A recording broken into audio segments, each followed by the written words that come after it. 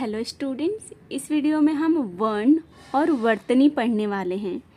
पिछले पाठ में हमने भाषा के बारे में पढ़ा। आओ देखें भाषा बनती कैसे है। भाषा कैसे बनती है, देखिए यहाँ पर एक वाक्य दिया गया है, मेरा भारत महान।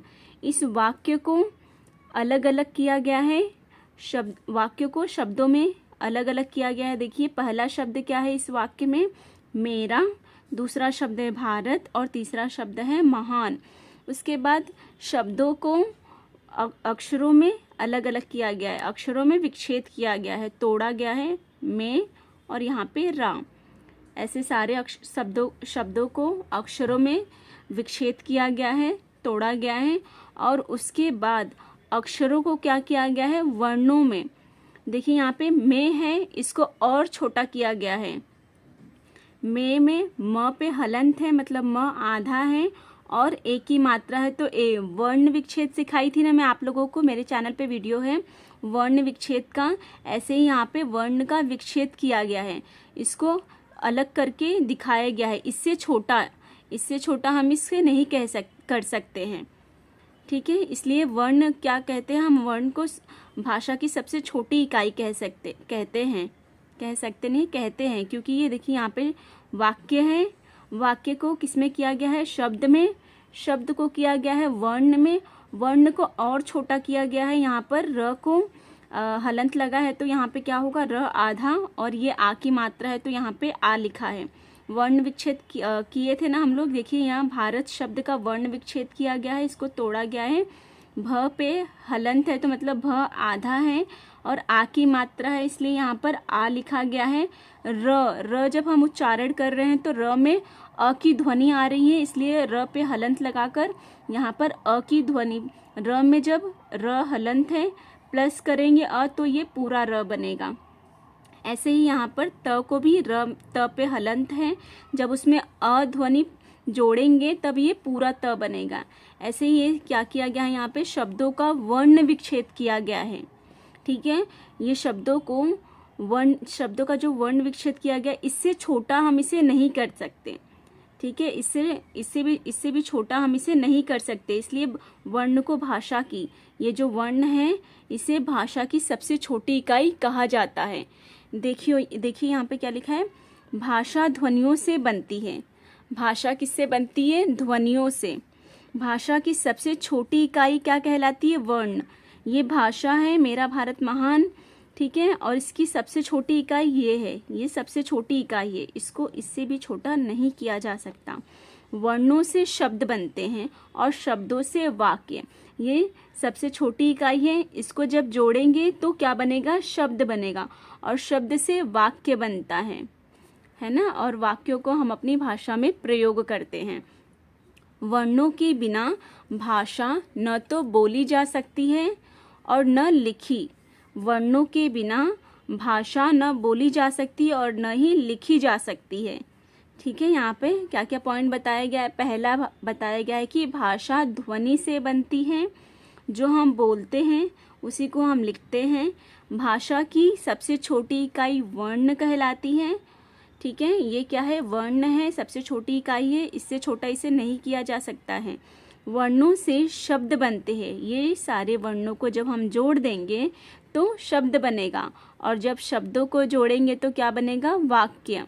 और वाक्य हम अपने भाषा में प्रयोग करते हैं और लिखते हैं और बोलते भी हैं, ठीक है। अभी यहाँ पे ये जो वर्ण पॉइंट है देखेंगे हम, यहाँ पर देखिए येलो कलर में, पीले कलर में दिया गया है। वर्ण भाषा की सबसे छोटी इकाई है, इसके और अधिक टुकड़े नहीं हो सकते। ये जो वर्ण हमें बताई थी ना यहाँ पर, ये वर्ण भाषा की सबसे छोटी इकाई है, इसके और टुकड़े नहीं हो सकते हैं, ठीक है। ये सबसे छोटी इकाई क्या होती है, भाषा की, वर्ण होती है। यहाँ पर वर्णों को लिखने के चिन्हों को, वर्ण जो लिखा गया है ना, ये सब, इन्हीं चिन्हों को क्या कहते हैं, लिपि। क्या कहते हैं इन्हें, लिपि कहते हैं। हिंदी भाषा की लिपि देवनागरी लिपि है। भाषा पाठ में हम लोग कौन से क्षेत्र में कौन सी भाषा बोली जाती है और उसकी लिपि क्या होती है, वो सब भी वीडियो मेरे चैनल पे अवेलेबल है। आप लोग को जब देखना हो आप लोग देख सकते हैं। ये जो यहाँ पर देवनागरी लिपि के कुछ चिन्ह दिए गए हैं, देखिए यहाँ पर कितने सारे व, ग, च, ज्ञ, ज, ण, प, ड, ये सब क्या है, इतने सारे चिन्ह दिए गए हैं। ये सारे चिन्हों को ही क्या कहा जाता है, लिपि कहा जाता है। ठीक है। वर्णों का क्रम वर्णमाला कहलाता है। वर्णों का क्रम जैसे हम लोग अ के बाद आ के बाद छोटी, ऐसे क्रम से लिखते हैं, सीक्वेंस में लिखते हैं। हम लोग पहले ऐसे गलत क्रम से लिखेंगे तो वो वर्णमाला नहीं कहलाएगा। वर्णमाला मतलब वर्णों को क्रम से लिखना, वर्ण की एक क्रम से माला बनाना। अ आ, छोटी बड़ी, छोटा उ बड़ा उ, री, ऐसे कैसे हम लोग क्रम से लिखते हैं, उसे ही वर्णमाला कहते हैं। और मैं बताई हूँ आप लोगों को, स्वर को बोलने, स्वर क्या होते हैं, स्वतंत्र होते हैं। ठीक है। स्वर को बोलने के लिए हमें किसी की सहायता नहीं लेनी पड़ती है। लेकिन जब हम लोग व्यंजन का उच्चारण करते हैं तो व्यंजन का उच्चारण करते समय हमें स्वर की सहायता लेनी पड़ती है। सभी व्यंजनों में अस्वर जुड़ा होता है ना। जब हम लोग उच्चारण करेंगे, जैसे देखिए क, अ की ध्वनि आ रही है, क, ख, ग, सब में अ की ध्वनि जुड़ी हुई है। इसलिए कहा जाता है कि व्यंजन का उच्चारण करने के लिए हमें स्वरों की सहायता लेनी पड़ती है। बिना स्वर की सहायता लिए हम व्यंजनों का उच्चारण नहीं कर सकते हैं। ठीक है। आगे पढ़ेंगे हम अब। यहाँ देखिए क्या बताया गया है। वर्ण जो है, वर्ण वो कितने प्रकार के होते हैं, 2 प्रकार के होते हैं। वर्ण 2 प्रकार के होते हैं। कौन कौन से? पहला होता है स्वर और दूसरा क्या होता है, व्यंजन। पहला स्वर और दूसरा व्यंजन। स्वर का देखिए यहाँ पे क्या लिखा है, जिन ध्वनियों को बोलते समय हवा बिना किसी रुकावट के मुख से बाहर निकल जाती है, हवा बिना किसी रुकावट के मुख से बाहर निकल जाती है, उन्हें स्वर कहते हैं। बोलकर देखो में अ, आ, छोटी बड़ी, छोटा उ बड़ा उ, री, ए, ओ, औ, ये 11 क्या है, स्वर हैं। और यहाँ पर देखिए ये क्या है, उसके बाद व्यंजन दिया गया है। 11 स्वर हैं, व्यंजन है यहाँ पर।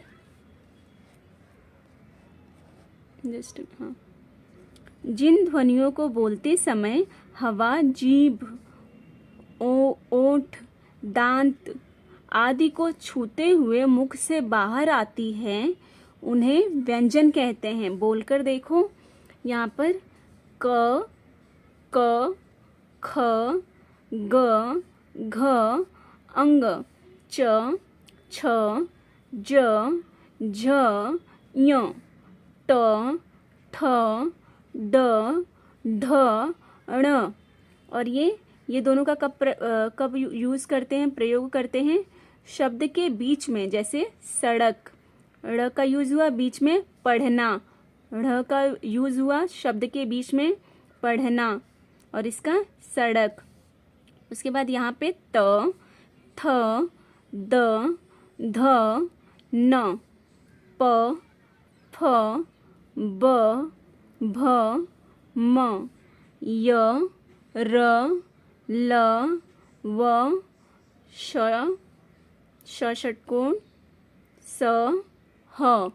देख रहे हैं आप लोग, कभी दांत लग रहा है जीभ को, कभी जीभ कहाँ तालू में लग रही है, फिर होंठ चिपक रहा है, ऐसे जो मुंह का जो ये सब एरिया है वो टच कर करके ये हम बोल पा रहे हैं व्यंजन।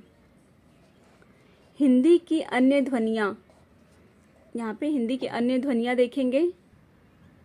हिंदी में कुछ अन्य ध्वनियों का भी प्रयोग किया जाता है। वो अन्य मतलब दूसरी ध्वनियाँ क्या है? पहला है अनुस्वार, ये जो ऊपर अ के ऊपर डॉट लगा है, अंग पढ़ते हैं ना इसे, ये क्या है? अनुस्वार है। तो इसका प्रयोग करके शब्द बनता है अंक, अंगूर, कंगन, ऐसे बनाते हैं ना शब्द, तो अनुस्वार ऊपर लगा रहता है, ये अनुस्वार है। अनुनासिक, ये जो चंद्र बिंदु और डॉट है ना, इसको अनुनासिक कहते हैं। अंगूठी, अंधेरा ये शब्द बनाया गया है, बहुत सारे शब्द बनते हैं। विसर्ग का प्रयोग किया गया है, देखिए ये 2 डॉट है ना, इसको विसर्ग कहते हैं। विसर्ग, जैसे प्रातः, प्रायः, नमः, ये सब क्या, इस सब शब्दों में क्या किया जाता है, विसर्ग का प्रयोग होता है। अंग्रेजी से आया स्वर, ये अ क्या है, अंग्रेजी से आया स्वर है। जैसे हम इसका प्रयोग करते हैं doctor, copy, auto, office, on, of, बहुत सारे शब्दों में इसका अ का प्रयोग करते हैं। ये स्वर कहाँ से आया है, अंग्रेजी से आया है।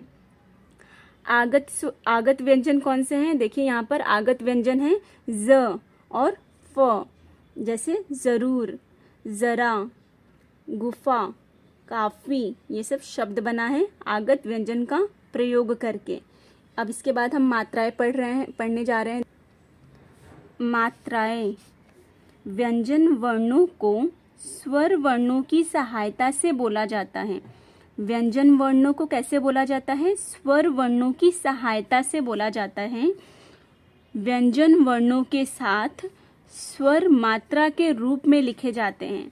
व्यंजन वर्णों के साथ स्वर किस रूप में लिखे जाते हैं, मात्रा के रूप में लिखे जाते हैं। यहाँ पे दिया गया है, ये स्वर है, ये मात्रा का प्रयोग करके दिखाया गया है यहाँ पर, और यहाँ पे उदाहरण दिया गया है। ठीक है, यहाँ पर है अ की मात्रा नहीं होती है, इसलिए क पे हलंत, धन अ की मात्रा नहीं होती है, इसलिए यहाँ पे क्या आएगा, क।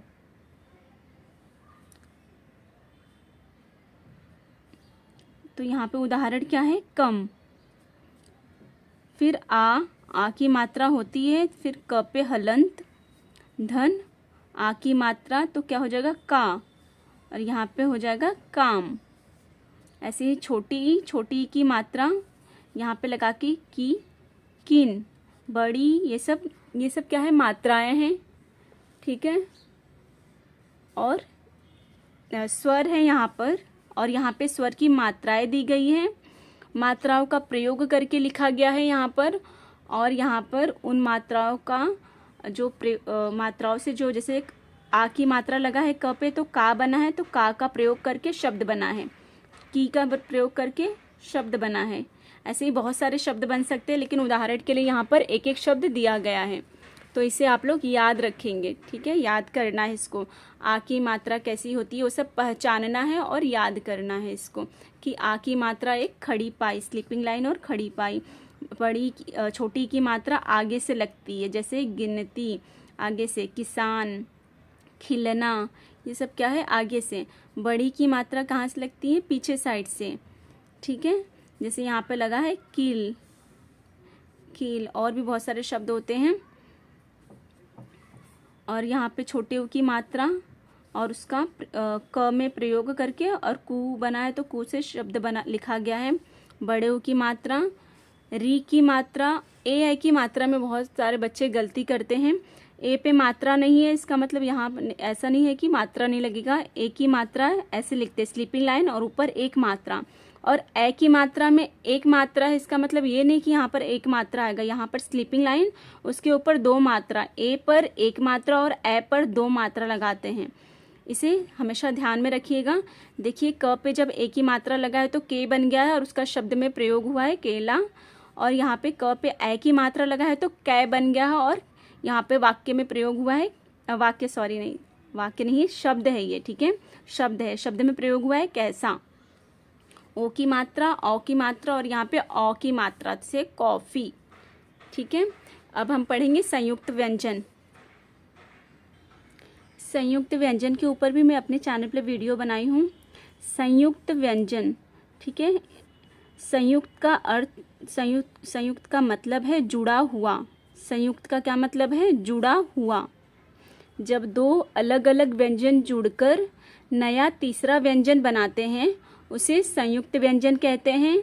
जैसे छ, त्र, ज्ञ, श्र, ये चारों क्या है, संयुक्त व्यंजन है। और कौन कौन से व्यंजन मिलकर ये संयुक्त व्यंजन बने हैं, इसका लिंक मैं दे दूंगी डिस्क्रिप्शन में, आप लोग देख लीजिएगा। संयुक्त व्यंजन के ऊपर डिटेल में वीडियो बनाई हूँ, यहाँ पर शॉर्ट में दिया है, बता देती हूँ। जब दो व्यंजन एक दूसरे से जुड़ते हैं तो उन्हें संयुक्त व्यंजन कहते हैं। जब दो अलग अलग व्यंजन एक दूसरे से जुड़ते हैं तो उन्हें संयुक्त व्यंजन कहते हैं। संयुक्त व्यंजन वर्णों में दोनों व्यंजन जोड़कर बोले और लिखे जाते हैं। दो समान व्यंजन वर्णों को जोड़ना, देखिए यहाँ पे दो समान व्यंजन वर्णों को जोड़ना मतलब क्या हुआ, आप लोग को जो द्वित्व व्यंजन सिखाई हूँ ना मैं, उसे ही बोलते हैं। जब दो समान व्यंजन जुड़ते हैं उसे द्वित्व व्यंजन बोलते हैं, और जब दो अलग अलग व्यंजन जुड़ते हैं तो उसे संयुक्त व्यंजन बोला जाता है। देखिए यहाँ पे आधा त पे हलंत है, मतलब आधा त है, और यहाँ पर पूरा त है, तो इसको ऐसे लिखा जाएगा। और इसका उपयोग किया गया है शब्द बनाने में। पत्ता, ल हलंत है तो आधा ल है, और ये हलंत नहीं है तो यहाँ पूरा ल है। आधा ल पूरा ल मिलके ये द्वित्व व्यंजन बना है। इसका उपयोग करके बनाया गया है शब्द बिल्ली। यहाँ पे म पे हलंत है तो आधा म है, और यहाँ धन करके पूरा म दिया गया है। इस तो ऐसे ही यहाँ पर द्वित्व व्यंजन बना है। इसका प्रयोग करके शब्द बना है चम्मच। यहाँ पे च शब्द मिलकर बच्चा। ठीक है, नेक्स्ट पढ़ते हैं। देखिए यहाँ पर दो भिन्न व्यंजन, भिन्न मतलब अलग अलग व्यंजन को व्यंजन वर्णों को जोड़ना। दो भिन्न मतलब अलग अलग, दो भिन्न व्यंजन वर्णों को जोड़ना। जैसे आधा क है, आधा क कैसे है, क पे हलंत है, इसलिए जिस पे भी हलंत रहता है वो व्यंजन आधा हो जाता है। क धन य तो क्य, तो क्या बना है क्यारी। द धन य तो क्या बना है द्य, तो इसका उपयोग किया है शब्द बनाने में विद्यालय। ग पे हलंत है तो ये आधा ग और य, ज्ञ तो क्या शब्द बना है 11।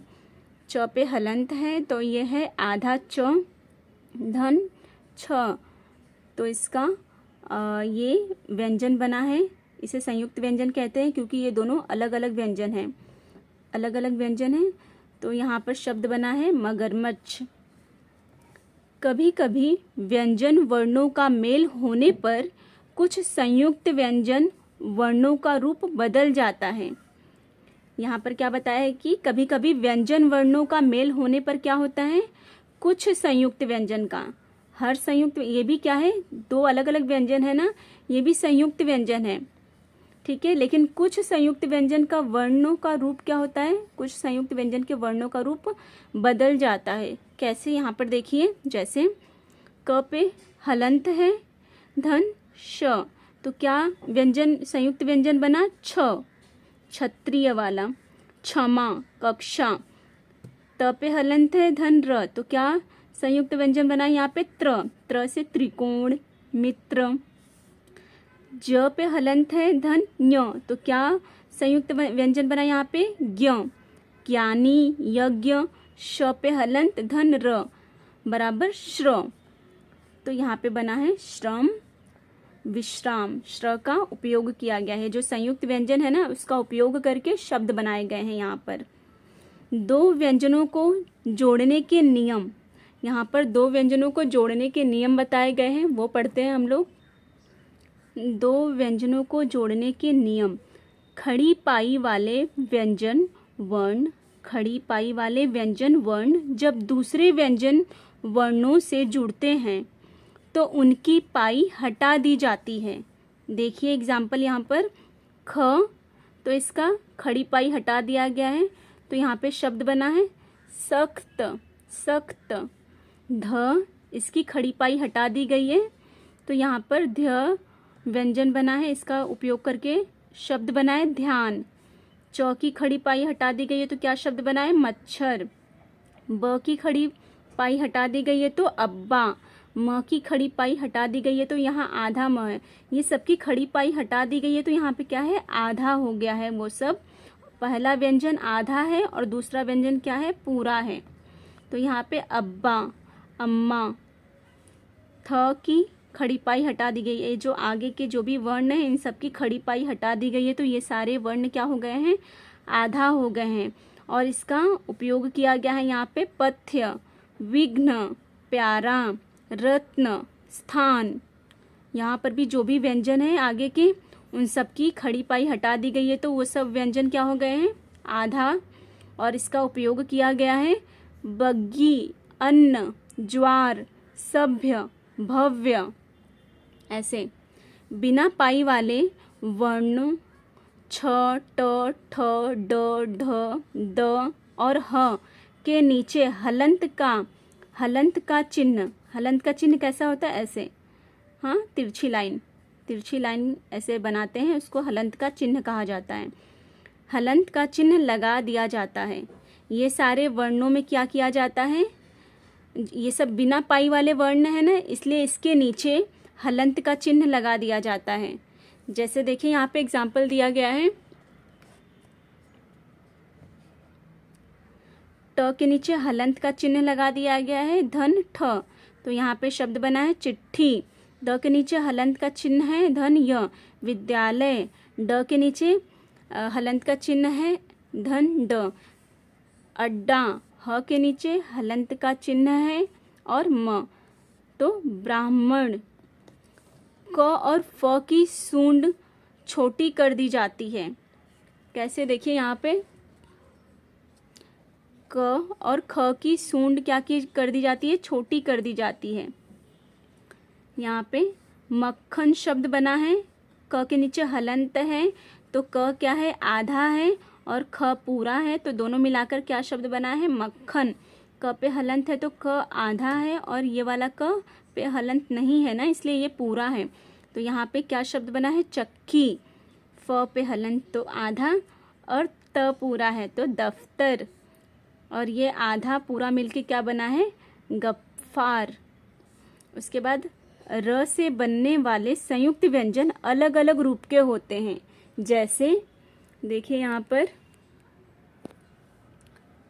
इसको क्या बोलते हैं, यहाँ पर ये र पे हलंत हैं, ये दोनों को पदेन कहा जाता है। ठीक है, ये दोनों को क्या कहा जाता है, पदेन, क्योंकि ये पद नीचे पैर में लगते हैं व्यंजनों के।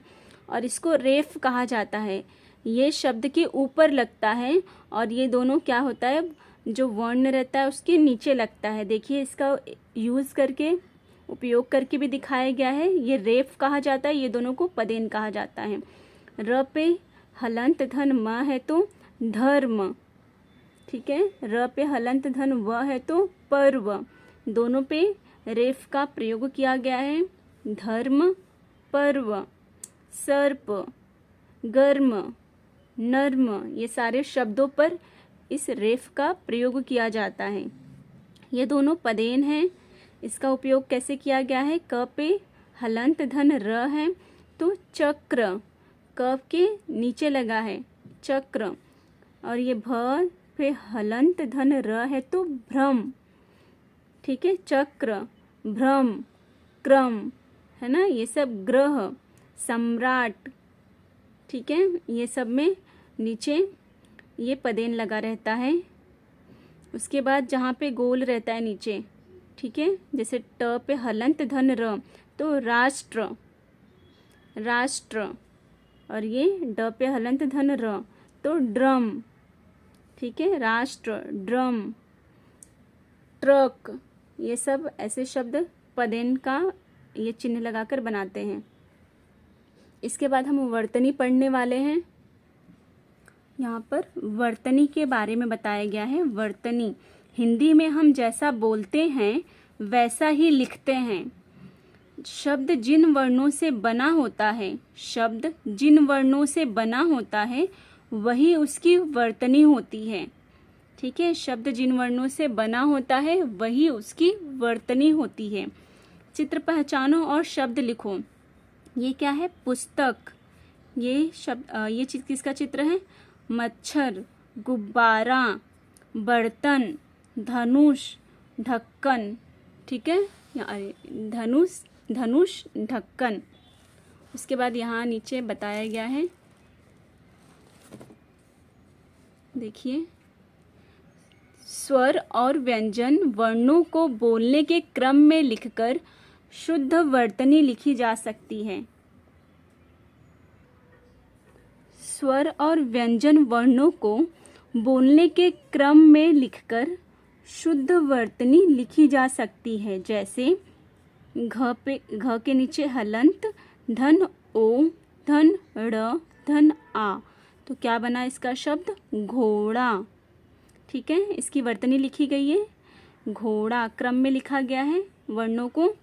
यहाँ पे प पे हलंत तो प आधा है, र पे हलंत तो र आधा है, और अ ध्वनि आ रही है तो अ लिखना है। ह पे हलंत और यहाँ पे आ की मात्रा इसलिए आ आएगा यहाँ पर। र जब हम उच्चारण कर रहे हैं तो अ की ध्वनि आ रही है, तो अ वर्ण यहाँ पे लिखेंगे। जब वर्ण और अक्षर दोनों सेम होते हैं, दोनों एक ही को वर्ण भी बोला जाता है, अक्षर, लेकिन जो हम ध्वनि जब हम बोलते हैं तो हमारे मुख से ध्वनियाँ निकलती है। जब हम उसे लिख देते हैं, लिखित रूप देते हैं, तो वो वर्ण कहलाता है। और मौखिक वर्ण मौखिक जब बोलते हैं हम लोग तो उसे ध्वनि कहते हैं। क, धन आ, धन र, धन य, धन अ, तो कार्य। देखिए यहाँ पे क है, क बोलने पर क है और यहाँ पे आ की मात्रा है, इसलिए यहाँ पे आ लगा है। और र्य तो र आधा, य आधा, और अ की ध्वनि आ रही है वो यहाँ पर, तो कार्य। प्रहार में भी ऐसे ही है सारा। और ट्रक में ट आधा है और र भी आधा है, इसलिए दोनों में हलंत आया है। ट्र अ आ रहा है साउंड यहाँ पर, तो अ लिखा गया है। और क तो क में हलंत, और क व्यंजन का जब हम उच्चारण कर रहे हैं तो अ की ध्वनि आ रही है, इसलिए यहाँ पे अ लिखा गया है। तो क्या बन जाएगा यहाँ पे शब्द? ट्रक। यदि तुम शब्द को सही तरीके से बोलोगे तभी उसकी वर्तनी शुद्ध लिख सकते हो। इसके लिए शब्दों को शुद्ध बोलने का अभ्यास करो। यहाँ पे बोला गया है कि जैसा हम बोलते हैं वैसा ही हम लिखते हैं, और जो शब्द हम लिखते हैं उसी को वर्तनी कहते हैं। तो जैसा हम बोलेंगे, प्रहार, तो हम वैसा ही लिखेंगे। अगर हम गलत बोलेंगे तो हम गलत लिखेंगे, इसलिए हमें शुद्ध बोलना चाहिए, सही बोलना चाहिए अगर हमें सही लिखना है तो। उसके बाद यहाँ पे लास्ट दिया गया है अपना कौवा शब्द कौवा बोला जाता है, किंतु लिखा क पे हलंत, धन औ, धन आ। तो क पे हलंत क्यों? यहाँ पे क है और औ की मात्रा है, तो यहाँ पे औ लिखा गया है। और ये आ एज इट इज़, यहाँ पे व्यंजन नहीं है ना, स्वर है। स्वर के नीचे कभी हलंत नहीं लगता, ये बात ध्यान रखिएगा। हमेशा हलंत कहाँ लगता है? व्यंजन के नीचे, और स्वर जो रहता है उसको वैसा ही लिखा जाता है। तो यहाँ पे शब्द बना है कौवा। गया शब्द गैया बोला जाता है, लेकिन लिखा जाता है ग पे हलंत, धन ए की मात्रा है ना, इसलिए यहाँ पे ए, धन या को ऐसे ही लिख दिया गया है। अगर इसका वर्ण विच्छेद करेंगे तो कैसे होगा? य धन आ होगा, तो या होगा। ठीक है, लेकिन यहाँ पे उसको और ज़्यादा विच्छेद नहीं किया गया है। ग पे ए की मात्रा है, इसलिए ए, धन या को लिख दिया गया है, तो गया बन गया है। ठीक है, आई होप कि आप लोगों को ये वीडियो समझ में आया होगा। ध्यान से पढ़िएगा। इसके ये टॉपिक पे वर्ण विच्छेद वाला और भी बहुत सारा वीडियो बनाई हूँ। अगर आप लोगों को देखना हो तो आप लोग देख सकते हैं। वीडियो अच्छी लगे तो लाइक, शेयर एंड सब्सक्राइब कीजिएगा। Thank you.